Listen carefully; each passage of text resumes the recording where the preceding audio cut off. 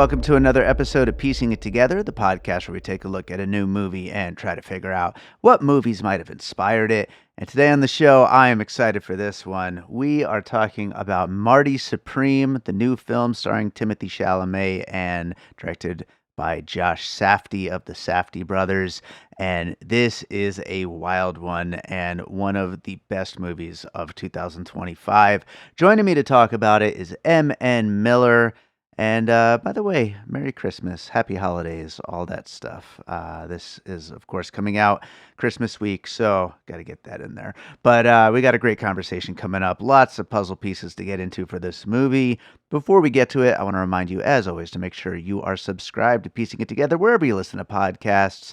You can follow us on social media at PiecingPod. And don't forget, we do have a Patreon, the Produced by David Rosen Patreon, where I post bonus and advanced content from Piecing It Together, Awesome Movie Year, and my music career. It's at patreon.com/bydavidrosen. It is the season of giving, so why not gift a Patreon Piecing It Together by David Rosen subscription to that special someone in your life? How's that for an ad that I just made that up off the top, just right here in the studio. I just came up with that out of nowhere. Anyway, subscribe if you'd like, or just keep on listening to the show. That is really the number one thing, is continuing to listen to Piecing It Together.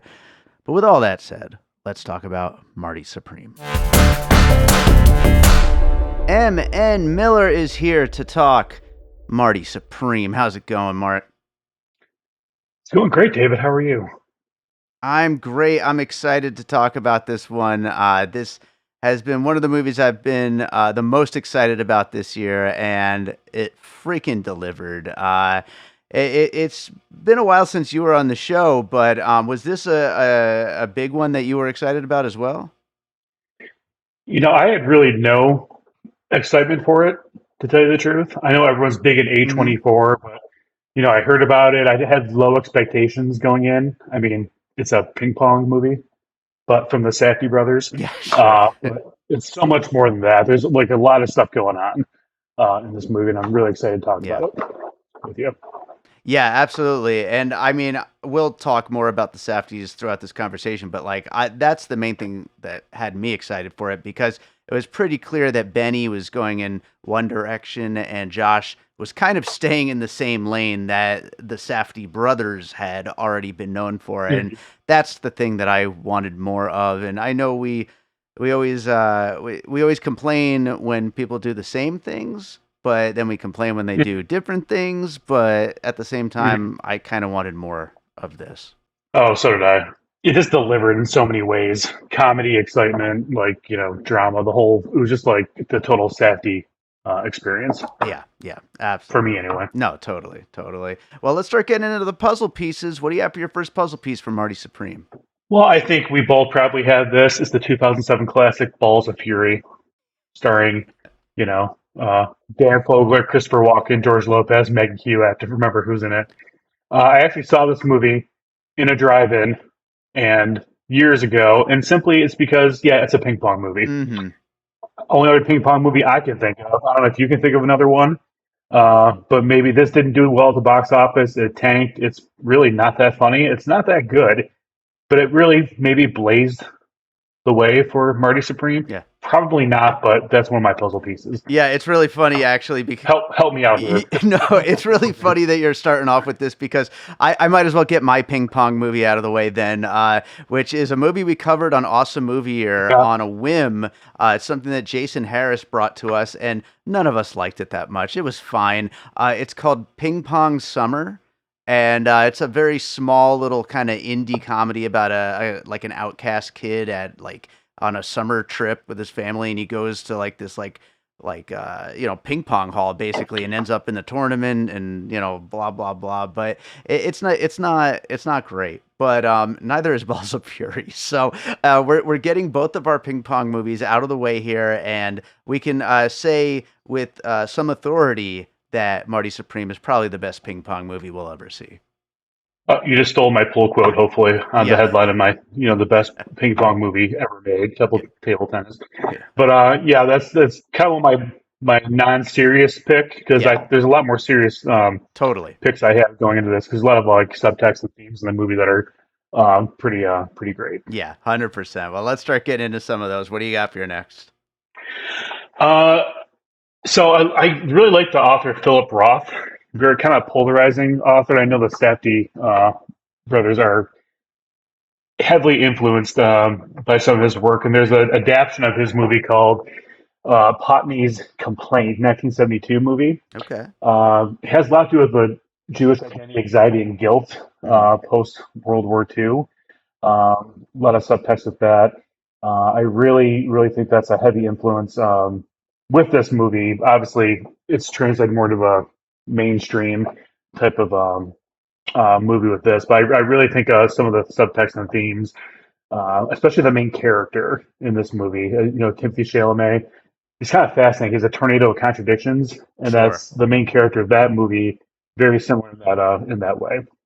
Absolutely. And I think that that would probably, I've actually never seen it. I know that that is a big influence on their work, though, in general. I think that that would probably fit really well with Uncut Gems as well, which, obviously Mhm. what they're doing speaks to that kind of, you could say manic, you could say neurotic, the energy that comes with being a very high strung individual. Yeah, it's really the characters are really it's well, maybe the whole film is a comedy of really validation, humiliation. Yeah. That's what he's driving for the entire time, Yeah. and he doesn't care he has like really no pride. Well, he has heavy pride, but he doesn't care how he gets there. Exactly. So Yeah, totally. that's my pick. Well, I will go for my first serious one. I'm going to go with Martin Scorsese's After Hours, which, again, like your first pick there, Portnoy's Complaint, is something that I think is an influence on everything the Safdies have been doing before this. And now clearly this is the Mhm. lane that Josh wants to stick in. But After Hours is, I think, more so for this movie than any of their movies so far, with Griffin Dunn's character just being this person who is just being led from misadventure to misadventure, just in what could be a simple story, but things just continue to escalate. And this guy just barely keeping his head above water, but it's just so addictive and so much fun to watch him just try to get from situation to situation and survive an otherwise, Mhm. should be smaller situation, but it just keeps getting further and further out of control. And that's really the great thing about Safdie films. They're heavily influenced by Scorsese, especially in the '70s and '80s, but they really kind of make it their own Yeah. in a way that's really not. You really can't put your finger on it. Kind of like the fervent comic version of Scorsese's movies. Yeah, yeah, absolutely. Well, what do you got next? Well, I don't know about you, but I'm fascinated by the honey scene in this movie in Marty Supreme. Mm-hmm. Do you remember the scene I'm talking about? So I'm fascinated by this because I've never seen anything like it in a movie. Uh-huh. So I have trouble pronouncing his name. Very good actor, Geza Rurig. Is that Yeah. how we pronounce his name? Yeah. From Son of Saul to Dust. I'm kind of. I was a huge Siskel and Ebert fan, watching YouTube clips and everything. I remember their review of Fargo. There's a scene in that movie where it doesn't connect to anything because it's never been done before. Where the police detective meets an old friend at a restaurant. He's hitting on her, and it doesn't really connect with the movie too much. And this one is just out of nowhere. This scene, um, and people wonder why about that scene, but it's just like it's a classic scene because it's never been done before.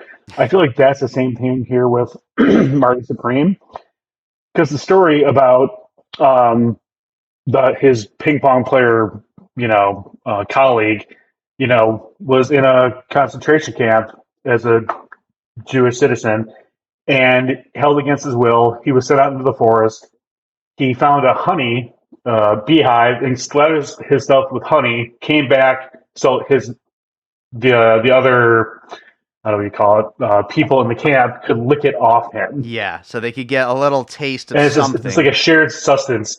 Yeah. And it was like the most fascinating thing to me because I've never seen that done. I did some research because I want to write an article on it. I even emailed the reps, like, where did they get the idea for the scene? I could not find anything anywhere, even like historical, like where that scene would come from. Wow. And for me, and the way I did it was a book called "This Way for the Gas Ladies and the Gentlemen." It's never been put into. It's like a surreal take on that experience, and no one's ever. It's called Unfilmable. So the closest movie I could find, like the documentaries show up. If you've ever seen that, it's a 6 hour documentary, very moving, very powerful documentary about Holocaust survivors. Mhm. And several points in that movie, they talk about what they had to do to survive. And that scene about, the Jewish experience, having to do with community, having to do what they needed to find some type of joy in anything to survive that experience. And that's what I took from that scene. I'm not sure what you thought of that scene, but there's scenes in shore where they had to drink, bad water, acts of survival that are degrading, morally ambiguous. Um, but this scene, to me, was almost like that, like what they're talking about.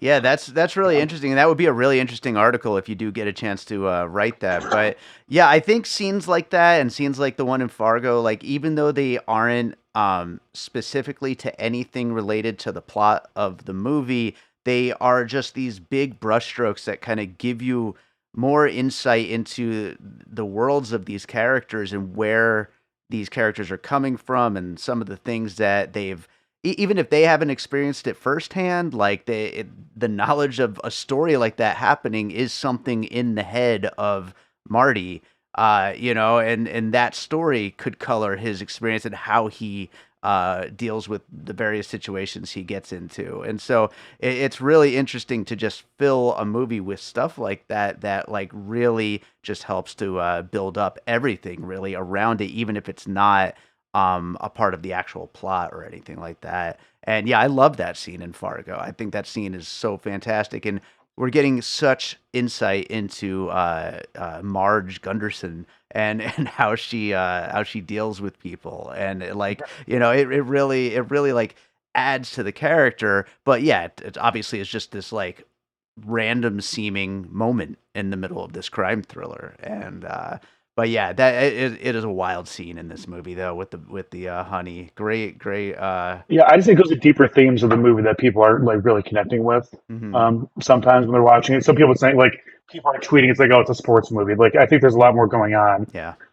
in the themes that drive Marty, like this kind of community shared, um, trauma. Like, and I thought maybe that was a story passed down from generation to generation. The only thing I could find was like the Honey Girl of Auschwitz, which is.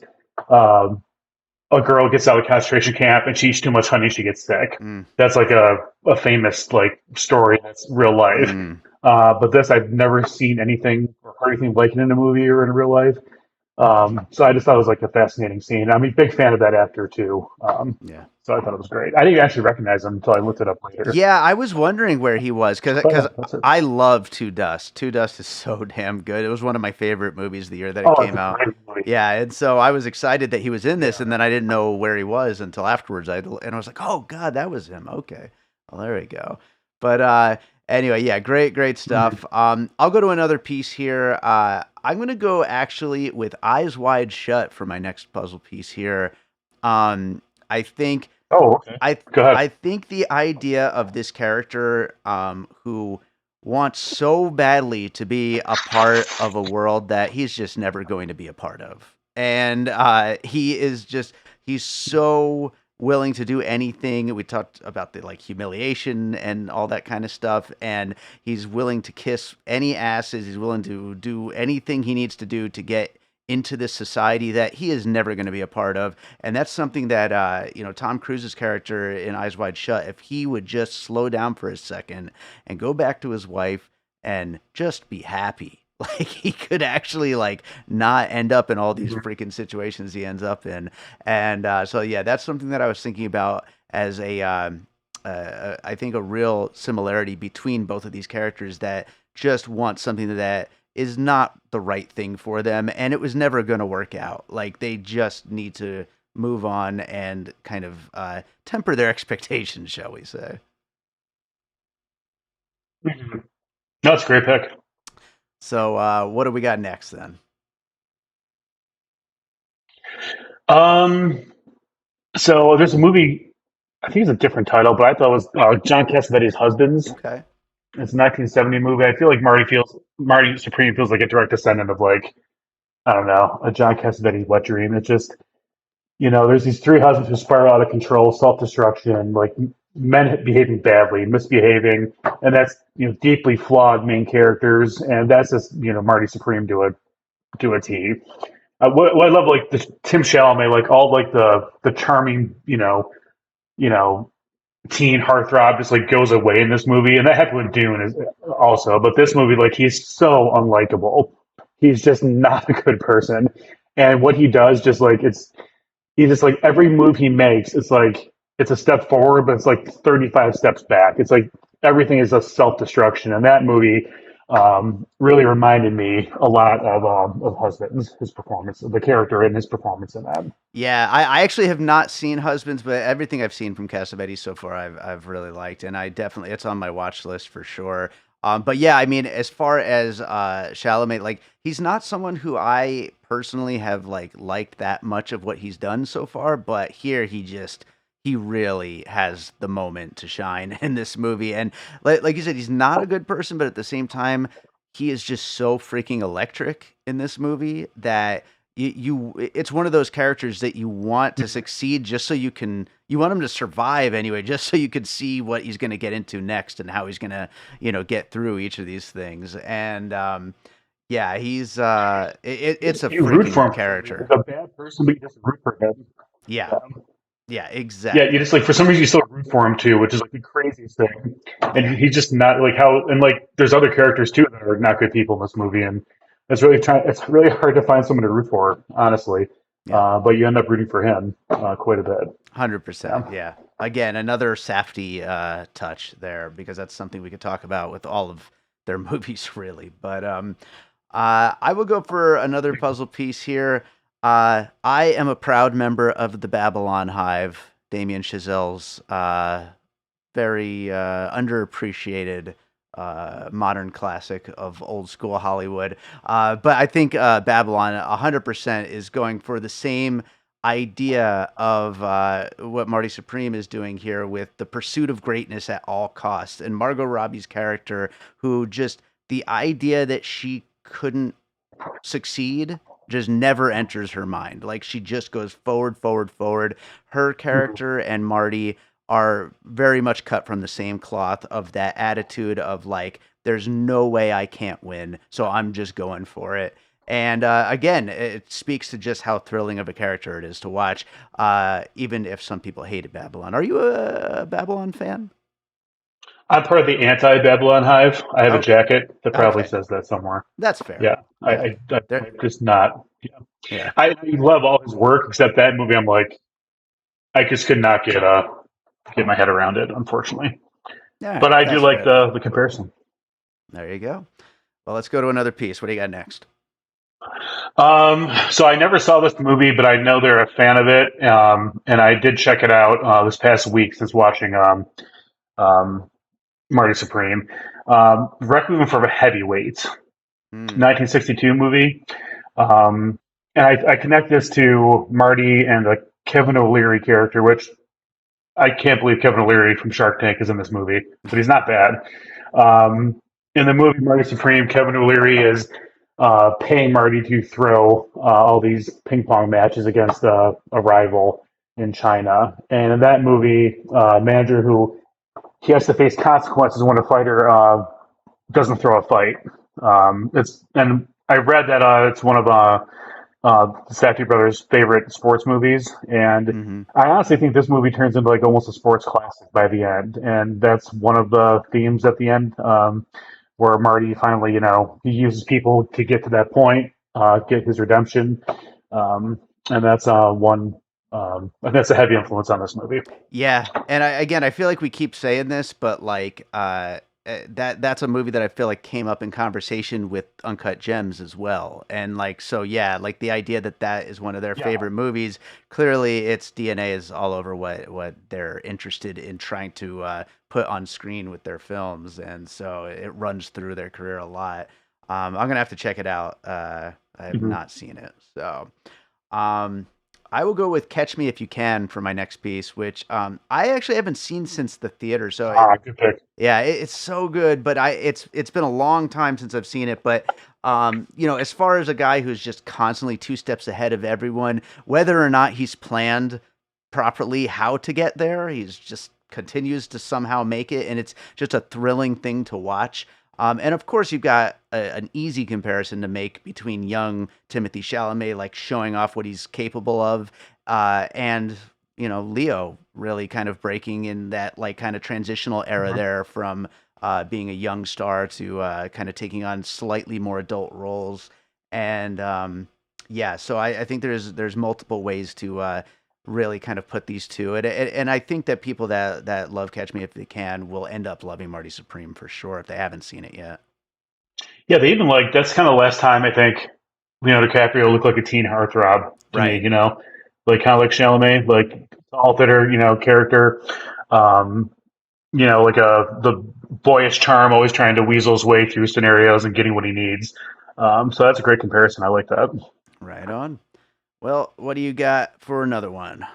Um, Maybe taking too many deep cuts, but I was kind of also fascinated by the mobster character in the movie So good. where Marty takes his dog. Yeah. And by the end of the, like, I love that scene too, where Rachel, I believe that's the character of his not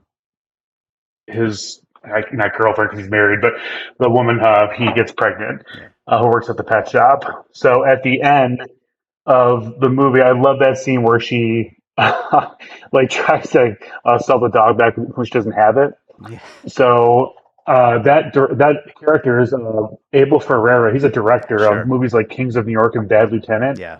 And and those characters, these morally flawed characters, those movies like Fever Dreams, and it's a lot of like of Marty Supreme. I really see in like some of his work, and so I really would go with King of New York Hmm. and Bad Lieutenant too. But it's one of like the main characters in those movies. Really, kind of like a junior. Marty Supreme's kind of a junior starting character. You just like in 20 years, I can see Marty being like even worse in life if he continues down that path. Yeah. Yeah. But so it's just a portrait of American ambition, gone wrong, and that's kind of like Marty. Yeah. Absolutely. Yeah, Abel Ferrara So is so good in that. And yeah, those both those movies I think they are good picks here for movies that for that kind of a character. They definitely seem like older versions of the kind of person that Marty is and what he could be and his worst tendencies if he's not going in a better path by the end of the movie. Speaking of the cast, by the way, I don't have a puzzle piece for this, but this is just kind of an aside. Um, but Mr. Rockwell, played okay. by Kevin O'Leary, fantastic. And there's this one moment where right during the big ping pong tournament where he pulls Marty aside and he says something along the lines of like, "I'm a vampire. I've been around for hundreds of years, and like this will not end well for Yeah. you." Like that moment is has stuck with me. We watched this movie at a press screening about like 3 weeks ago, I think, and every day I'm thinking about that moment, and like it's just such a freaking awesome scene, such a freaking awesome just throwaway line, and like as a threat that you've never heard before in a movie. It's just so damn good. I love it. Yeah, the Kevin O'Leary scene, like I did not know a lot about this movie going in. I kind of stopped watching trailers because I used to love trailers, but I didn't know he was in this Hmm. movie. And I actually didn't realize it was him when he came out like berating Gwyneth Paltrow. Um, but as the scene goes on, like he really embodies that type of like 1950s like businessman, and that scene at the end, it's like that's really I think you're right. That scene really like embodies I think what we're going through today with like American businessmen like using people like Yeah. being around for like I think that's a nod to like what's going on right now.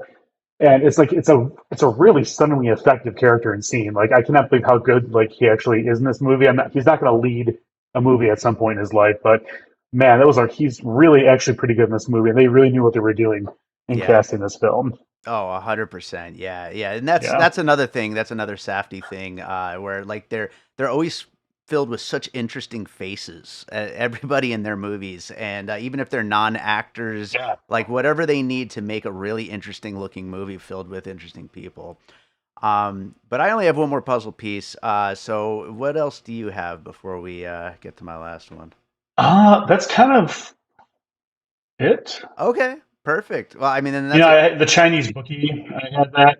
The Cameo Chinese bookie was one, and but you know that's kind of with John Cassavetes Yeah, already. There's a movie called Gloria that was very similar to the Rachel character, yeah. um, Gloria's great. with who Marty, the female character. I think that as well. Yeah. Yeah.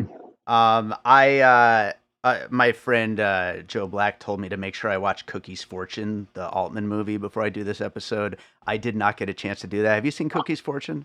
Charles S. Dutton. Yeah, Yep. yeah. So Who- guest puzzle piece from Yeah. Joe Black. So. Yeah. But no, other thing I was going to say, and we've mentioned it multiple times through the episode, but I think it belongs in the conversation officially. This feels like the unofficial trilogy with Uncut Gems and Good Time. I feel like that Mhm. Josh clearly wanted to kind of probably put a cap on the vibe that he was going for with both of those movies. And, good for Benny. Benny is a great actor. And I did not particularly like The Smashing Machine. I thought it was okay. But I think Emily Blunt is great in it. But the movie itself is just okay. But he is a great actor, though. But clearly, Josh is the energy behind the direction of those movies. And he clearly wanted to make he wanted to make a third movie Yeah. that like really embodies everything that those two movies were going for. And I saw this on this is just kind of an aside, not a puzzle piece, not anything, but I saw this on Letterboxd. It's maybe you would call it a fan theory, but is Adam Sandler's Howard Ratner the baby at the end of this movie? No way. The baby. That's a great one. I honestly, by the way, we should tell everyone the ending was actually ruined almost by the theater because I know. they did a warning audio announcement at the very end of the movie. I was so angry, Terrible. but the way he was looking at the baby, I almost thought because the Rachel character is no like she's no good person either. She's like lying through the entire movie. Yeah. The way he's looking at the baby, I thought maybe did he realize it's not his baby or something? But then I was reminded by one of our fellow critics that no, we actually saw the pregnancy happen in the very beginning of the movie. Sure. But knowing that now, that's a great point. I think that'd be a wow, that'd be mind blowing if that was true. That's It fantastic. certainly fits timeline wise, and Yeah. maybe he's got that adrenaline addiction in his blood, and so that really works out really well. But anyway, that is Marty Supreme. Any closing thoughts before we wrap this one up?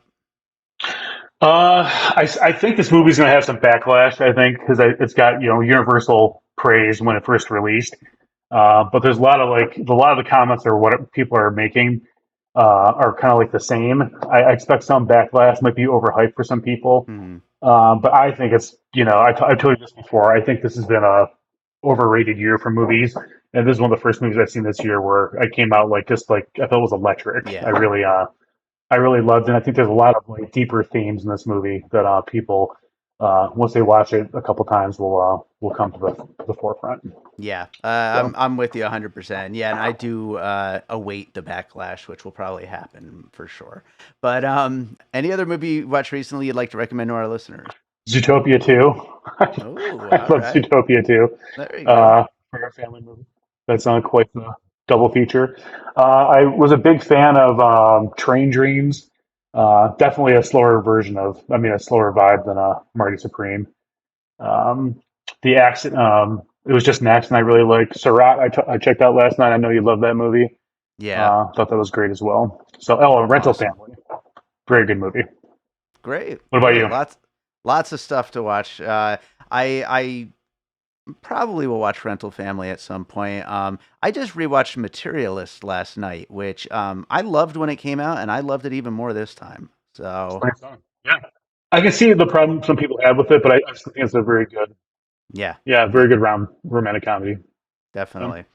Well, yeah. Mark, tell people where they can find you and everything you're up to. I write for In Session Film. You can catch my review of Marty Supreme there tomorrow. I also write for Fandom Wire, so you can just Google me and check out my slightly above average film criticism and go from there. Well, I look forward to getting your slightly above average film criticism mind back on this podcast Thank again you, sometime soon. So, David. Thanks for having me. You know, the king of the podcasting community. I appreciate it. So mm. thanks for having me on. All right, so I hope you enjoyed that conversation about Marty Supreme. Thank you to MN Miller for joining me on that one. And thank you to all of you for listening. If you're enjoying piecing it together, make sure you're subscribed so you'll find out about all the new episodes as they come out. I recorded a whole bunch over this past month. Lots of end of the year movies to get into, so they will be coming out one at a time over the next few weeks. So make sure you are subscribed for all that and end of the year episodes, top 10 lists, all that kind of stuff. So lots more piecing it together coming your way.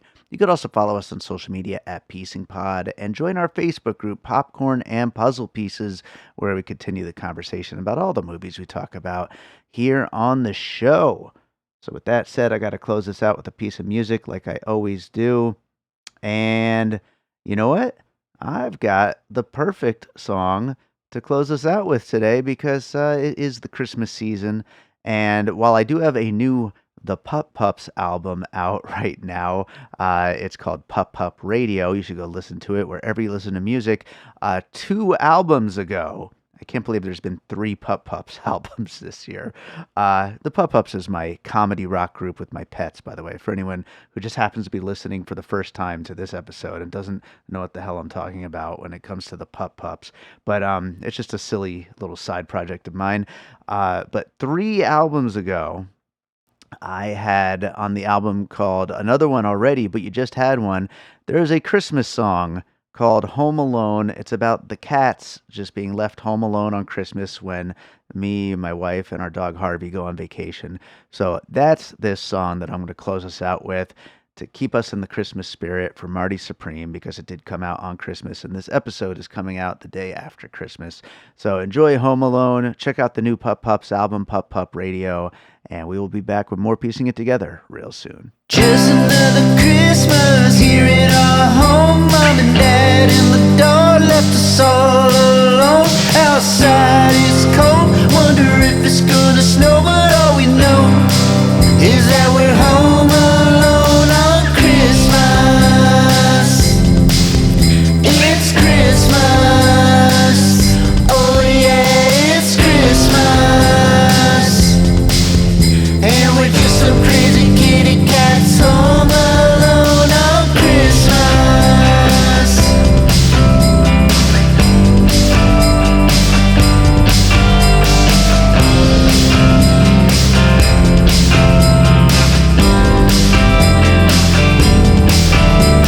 We nap all day, almost 23 hours, tearing up whatever they left on the counters. No presents by the tree, guess everything is ours. All we know is that we're home alone on Christmas. It's Christmas. Oh yeah, it's Christmas.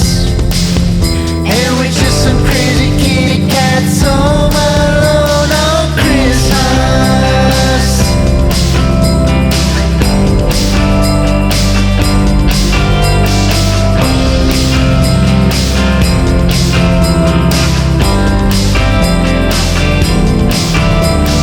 Bowls full of kibble, they cover their bases, fighting with each other all over the place. It's the happiest time of year for everybody, but we're still at the house and we're just being so naughty. They're checking on the cameras to see if they can watch us, but we stay hidden 'cause we're kinda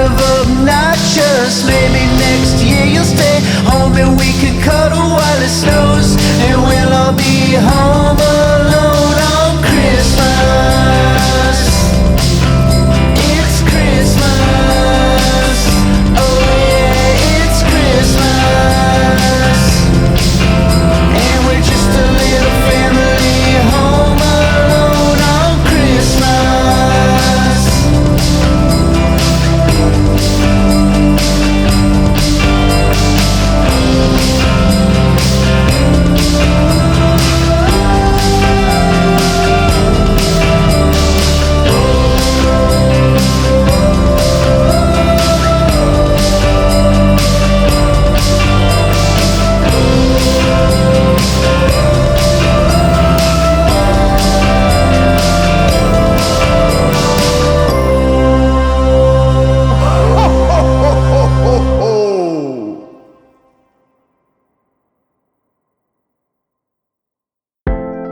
An All Points West production, produced by David Rosen in Las Vegas.